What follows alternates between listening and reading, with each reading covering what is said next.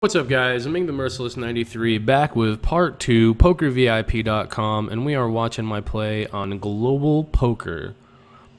Global Poker, PokerVIP.com, Ming the Merciless 93 Poker. It's everywhere you want to be, except on the Frosted Flakes. We've got pocket sevens. We're going to raise them on the button. It's like we didn't get our stack reloaded, but that's alright. You can't win them all. This is going to be an easy continuation bet on the 339 board texture. Sizing looks good. We get called. We turn a boat. And I'm definitely on board with betting again. We have the ability to stack a lot of his hands here. We're going to get 3 streets of value from a 9 a good bit of the time. A 3x combo like ace-3 we're going to stack. 4s, 5s, and 6s we'll call again at a high frequency. This is a pretty good spot to just go ahead and triple barrel. And on the river, we just go for a standard 250 bet. No reason to overbet or anything like that. And when he shoves there, well, basically he leads pot, we're obviously shoving. Not much else to say. We go with a standard continuation bet over here on table 1 with our set of 8s. That's also fine and dandy. We get raised, and honestly, guys, I mean, this is a pretty weird spot to get raised, I gotta tell you. You know, there's not a lot of straight draws out here, so that means that he's got to be raising us with something absurd, like some sort of a backdoor flush draw, or just the ace of clubs, or a flush draw. And he can also just have some sort of a king X combo, which I think is more likely to be his standard hand. He just has like king 10 or king jack, and he doesn't know that he's not really supposed to be raising that frequently with those types of combos. Although it isn't, you know, it's not the end of the world. Just generally plays, especially if you have a club in your hand, it's just going to be playing better as a call most of the time, especially versus an uncapped range. So I think that calling here is perfectly reasonable, and then we kind of just building the pot when we have an opportunity to in position. Go ahead and bet the 240, 250, something like that on the turn. It's like we're sizing it down slightly, down to 230, and you know, hopefully we get a call here. If we do, then I'm kind of assuming that he just has that exact king jack-ish, king 10 type of a combo. I think we can make a relatively large bet on the river now, given that he's very likely to have some sort of a king X combo, and the 10 definitely improves some of those hands, so they'll have 2 pair to call with. Looks like he's just going to end up folding on the river, though. Might have also just had like a queen X of clubs or some weird hand, but nonetheless, just standard size bets there for us. We check back our king on this board texture, not a board where we really want to dick around too much, and you know, king high is going to win sometimes at showdown. In this case, he has a pair of 6s and wins, which is perfectly reasonable. You don't want to bet too frequently. Those are some sort of king high combo, no backdoor flush draw. Those are hands you can certainly just give up with. You know, win sometimes at showdown, win sometimes with an exploitative line like check back double barrel, delayed double barrel. But yeah, it's a little bit risky to over c-bet in games where players tend to call more often than they should on the flop. Those are the types of scenarios where you want to kind of under continuation bet, lob off a good bit of that continuation bet percentage.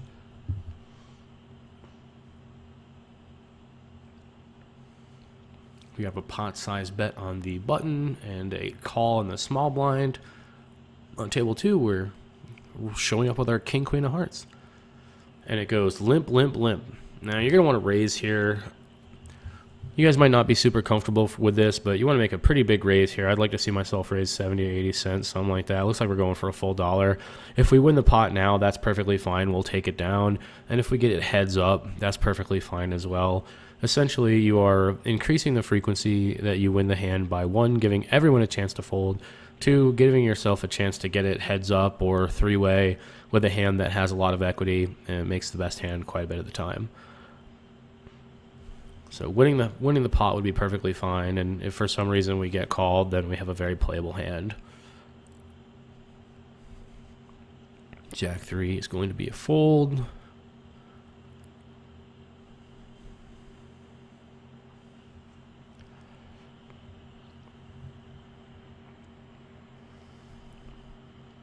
It looks like we're coming to the end of this first part of the video that we're reviewing, so we're going to swap over to part 2 of this video, which should swap over seamlessly. There we go. And now we've got our ace deuce of clubs and our ace three of diamonds. So we're going to be playing both of these combos, but the ace deuce of clubs not going to really do much here. We're just going to check and give up with that. We isolate with the ace three of diamonds. We get called on the button by Beans. Beansy on the button, baby. King 10 of diamonds in the small blind on table 1. And then we'll see how the ace three of diamonds hands develops. We flop a backdoor nut flush draw. Bottom pair. I like a continuation bet on this board texture. I just win the pot now. Blockers to sets. Got a backdoor nut flush draw. Obviously ace king in our range, not necessarily in his. We get called. And on this turn card, I kind of like just giving up. You know, he's not going to fold a king. He's probably not going to fold a 9. We're basically trying to get him to fold gut shots of the 10 jack queen spread variety. And we're still slightly ahead of those combos. If that was a diamond, I'd be perfectly fine double barreling there. As it stands, I just kind of like checking and giving up. Same thing here on the river. There's a case to be made for betting, but look at how wide he's floating us there. Just a backdoor flush draw. Hits a 6 on the river. Kind of unfortunate. We probably could have won that hand with a little bit more aggression, but again, I don't mind not being aggressive in a spot where we don't pick up any additional equity. Just more of a temperance thing. We don't know that we're getting him to fold a ton of different combos or that he's floating that wide. If we knew that he was floating with just a backdoor nut flush draw on the flop, no pair, nothing else going on, then clearly there's a lot of combos in his range that are possibly folding on the turn that may not have otherwise or might not have been in his range. So yeah, the wider their range is, the more combos they're going to fold on the next street. That would be more of a reason to be bluffing on the turn when we have less equity. If we know he has tons of folds on the turn, we don't need as much equity to be bluffing. And if we know that he has less folds on the turn, then we need more equity to be bluffing.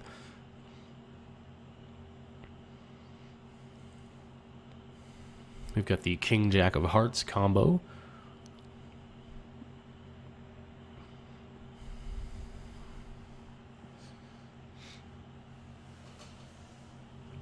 And I'd like to see us raise this up to 40 or 50 cents. Not much else to say. Very playable hand.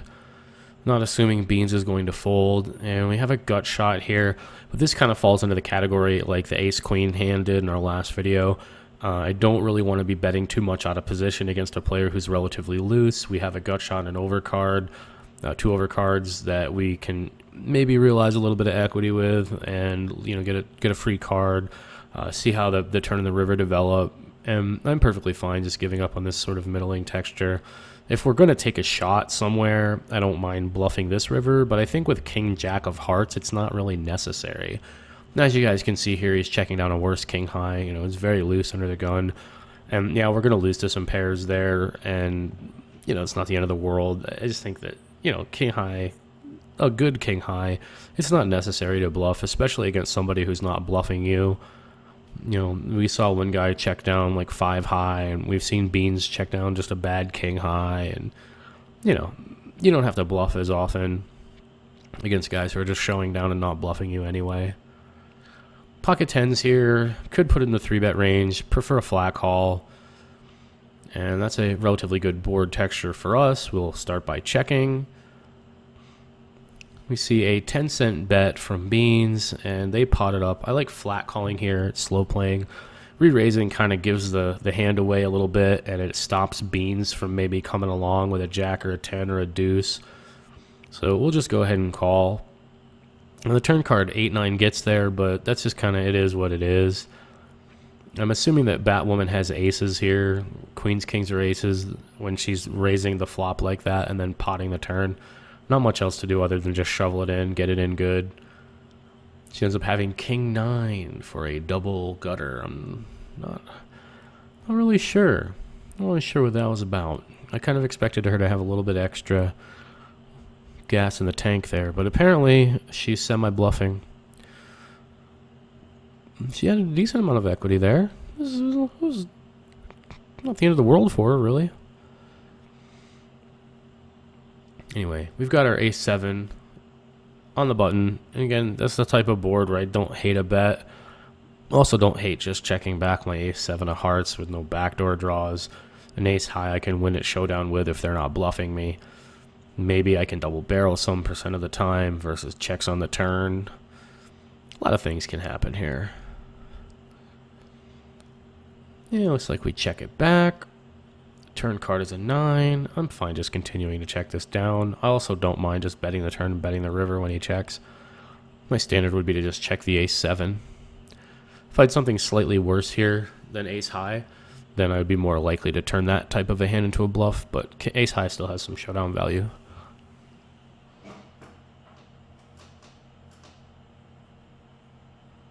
And it looks like we're going to get slightly beaten by his ace-10, which is perfectly fine. Kind of go back and forth in spots like that. Again, not a great board texture. Multi-way pot, ace-9 of diamonds. Not a lot of equity going forward. Not a board texture we really interact with all that well. And I think we're just going to give up with that. However, we have ace-9 over here with the ace of hearts. And I think that is a pretty good spot to go ahead and bet for value. Beans calls. And then the 4 is not a great card, and I'm going to talk about this a little bit with you guys. So the reason why this 4 is not a great card is because it connects with a number of the combinations of hands that he could call the flop with. So when you think about it, he might have something like 5-6, that got there. He might have ace-5, that got there. He might have pocket 4s, that got there. He could easily have pocket 5s, and now he has an open-ended straight draw. So, I mean, stuff like that's not really going to fold. Pocket 6 is not going to fold. We don't mind that, though. You know, we're ahead of those hands, even though they have some additional equity. Those hands still exist in his range. Anything that had a 5 or a 6 is going to continue on this turn. So pocket 4s, 5-6, ace-5, those are the main culprits. There's a lot of them, and now they're all very far ahead of us. We don't have a way to beat them. Even a 9 on the river is going to lose to all of those hands, since 3 of a kind will lose to a straight, and it will also lose to the full house. And he can still have 2s and 3s. Now he can have 4s, he can have 5-6, he can have ace-5.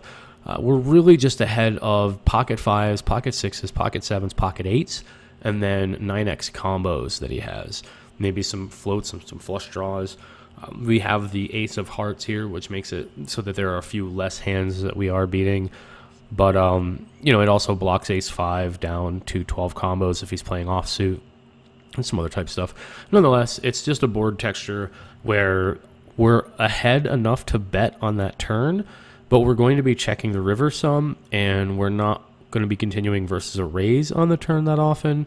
And we're really just hoping that he's in call mode and that he has one of those 9x combos or pairs that we beat.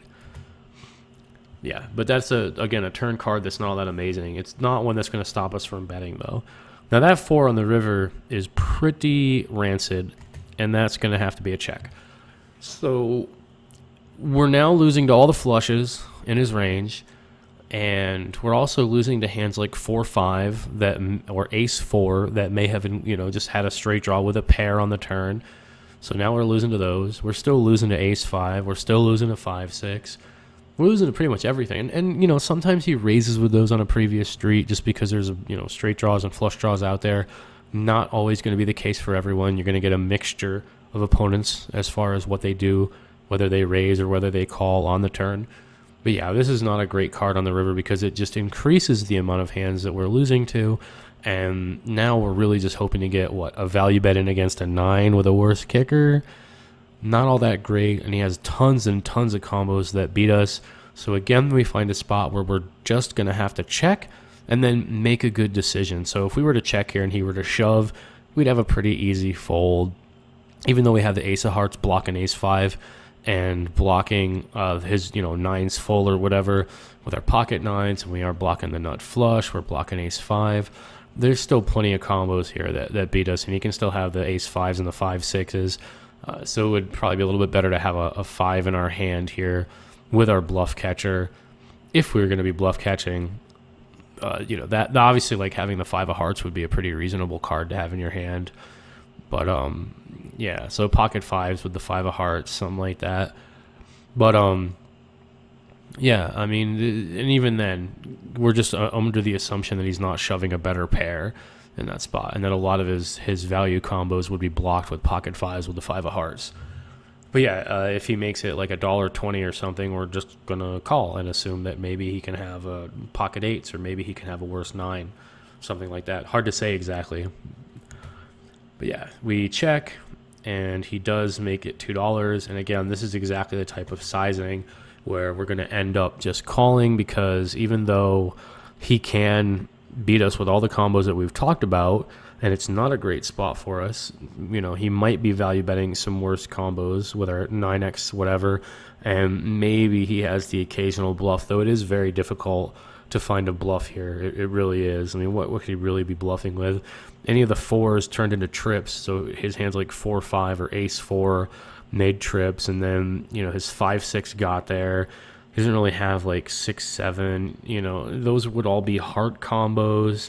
I mean, he'd basically have to have some sort of like 5x of spades, some weird like 5x of like 5-7 of spades, floats the flop, picks up an open-ender on the turn, and then bluffs the river. So not really counting on bluffs here, just kind of assuming that we're getting a good enough price to defend with the ace-9 whenever he can have some worse 9x combos, hopefully, to be betting for this sizing. We are getting 3-1. So it's, you know, and we do have the ace of hearts blocking the nut flush, and we are blocking ace-5, we are blocking ace-4. So it's not the end of the world, but it's still, you know, we're still probably not doing very well here. But nonetheless, I mean, it's not the end of the world for this sizing. If he shoves, we fold. Yeah, we're just kind of rope-a-doped in, essentially. There we go. So all reasons mentioned, we're just going to have to call here. And it looks like he's got ace-5. Yeah, not an amazing turn card, but nonetheless, fairly played. Not going to win them all. You will not win them all.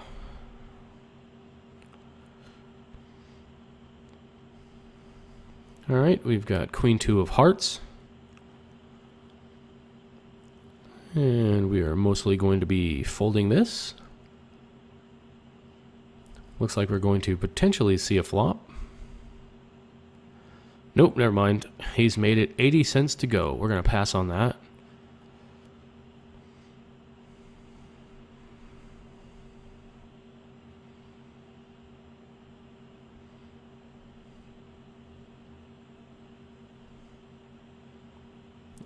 Oil field. I'm not really sure. It looks like he's got some sort of a weird global poker, like a special avatar or something. I don't know. Anyway, we've got ace-king of clubs, so we're going to raise that up on table 1.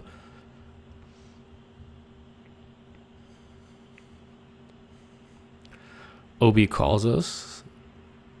Not surprised. We're going to be folding king 4 offsuit on table 2.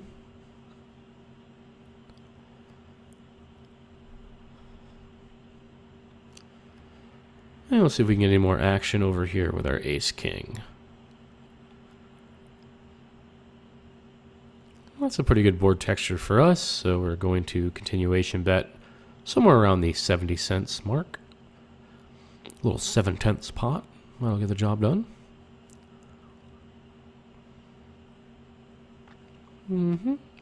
Oh, we can call here with ace-x, king-x, 5x, pocket 5s. Doesn't really have ace-king himself. And then he can also have some gut shots and some flush draws. The deuce is not the end of the world. 3-4 suited gets there. But nonetheless, we are still going to be ahead with our 2-pair. And it's definitely going to be an easy value bet here, right around the $2.40 mark, somewhere like that. Wouldn't mind taking it down here. Don't mind if we get called either. So Giggle's going to call. And the Queen of Hearts is not an amazing card. First of all, we definitely are good in a sense that we beat his other 2-pair combos. We have top 2-pair. That means if he has king, queen, and he called twice, we get there. We beat that, whatever else. You know, his other ace-x combos, he probably doesn't have ace-5 very often or ace-deuce. They often do get check raised on a previous street, even though that's not always the case. So that's one good thing. We have top 2-pair. He's not very likely to have many sets on this board. If he has a set of 5s again, maybe he raises flop or turn. A set of deuces probably doesn't get here. A set of queens or kings or aces, none of those are very likely at all. So he basically doesn't have a set. But the problem here is that he can have 3-4 suited in the big blind. Maybe he's a weirdo with 3-4 offsuit. He also could have 10 jack. You can definitely have a bunch of heart combos. He can have ace-x of hearts. And there's a lot of those combos. He can have 5x of hearts. You can have any sort of jack 10 of hearts, jack 9 of hearts, any sort of backdoor 3-card heart, 3-card Broadway combo. Those are all certainly possible for him. He could have another subsection of heart combos that decided to call the interact with a 5. So we could have something like 6-7 of hearts or 7-8 of hearts. Any of that. Overall, I would say that he has a decent amount of flushes here. He does have some 10 jack. He does have a few combos that beat us. And there's not tons of combos that we're getting value from if we're betting. Imagine, yes, sure, if he's got ace 10 and we bet like 250 here, then we are going to get action. He's going to call. That's okay. But there's a lot of combos here that beat us. And I think that this is one of those spots where I'm not going to be results oriented because I checked back and he ended up having a flush or whatever. But yeah, you really want to think about how many combos are beating you versus how many combos are paying you off, because in some of these spots, the value bet gets a bit too thin. Now, this is not as thin. Again, as we've said, we have top 2 pair and a spot where he doesn't have many sets, which means we should be good enough to value bet here against a lot of combos. So going back and looking at this, I would prefer to see myself bet maybe 250, something like that, because I don't think he's going to shove and turn a made hand into a bluff. So I think we're only going to get shoved on by straights, flushes, sets, any of that stuff in his range. I don't think he's really going to bluff us off of our 2 pair with his. So if he has like king, queen or something like that, probably not a board texture he wants to shove on in this scenario. So I think there is a consideration for checking back and making a third pot bet. And I think I would be okay with either of those scenarios. I do believe that in the hand I just check back. But I think that betting a third pot makes a lot of sense here because you should have a lot of ace-x combos that are just going to call us down. And like I said, I don't want to be results-oriented no matter how we look at it. I think a third pot, just to value town those ace-x combos, ends up being relatively good. And in case he has king-queen, he shouldn't really be bluff-shoving with that or shoving for value too thinly. So I think I'd like to see a $2.50 bet here, just bet a third pot. I think in the actual hand we end up checking back and he has a flush. So we look like geniuses or whatever, but I actually think there's enough combinations that we can get value. So I kind of prefer just, I prefer a third pot value bet there. It works out in this exact scenario though, but again, I think there's enough combinations that'll pay us off, so we probably should have just went ahead and bet. But again, a small bet is going to get the job done. You don't want to make a big bet in that spot because you're not going to get called by all that much. We're really just hoping he has some ace-x combo. And it is a bit on the thin side. If he's the type of dude that's just floating really wide with 10 jack also, you could have like all 16 10 jacks, it gets bad real quick. He shouldn't be calling too many double barrels with combos that aren't going to be of heart variety. So I think he has more flushes there than we think. Which is kind of why I checked back there in that exact spot. But again, I like a third pot. We got 6-3, that's going to be a fold. Ace-5, going to be a raise or a fold. Not going to be a call. And I like folding it now.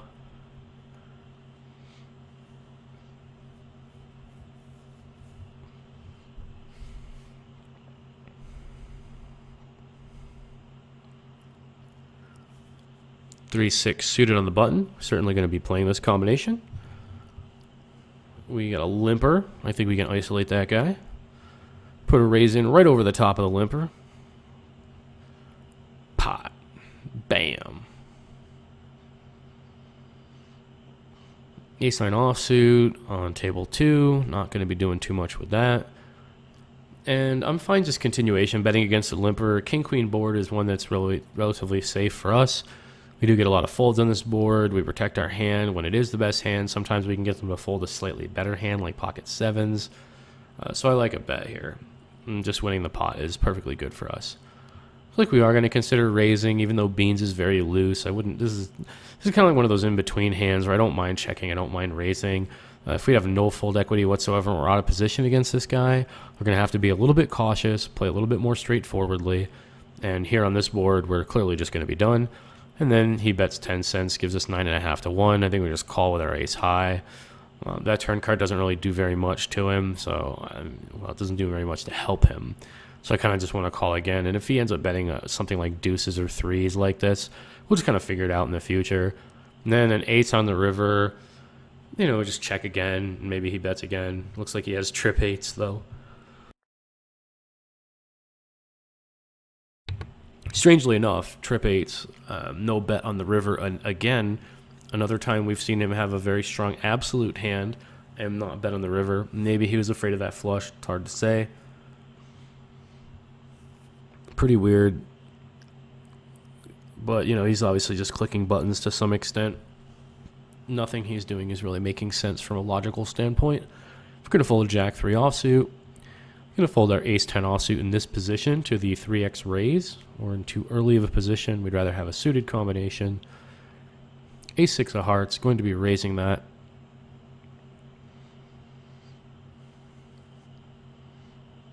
And 6 deuce offsuit is going to be folded.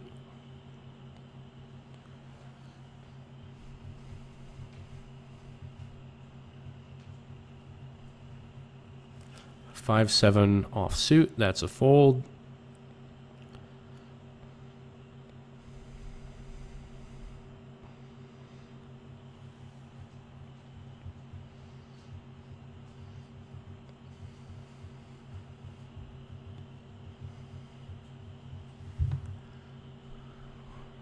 Well, we would have had a little something over here with our 6 deuce offsuit. Well, gets a little bit worse now.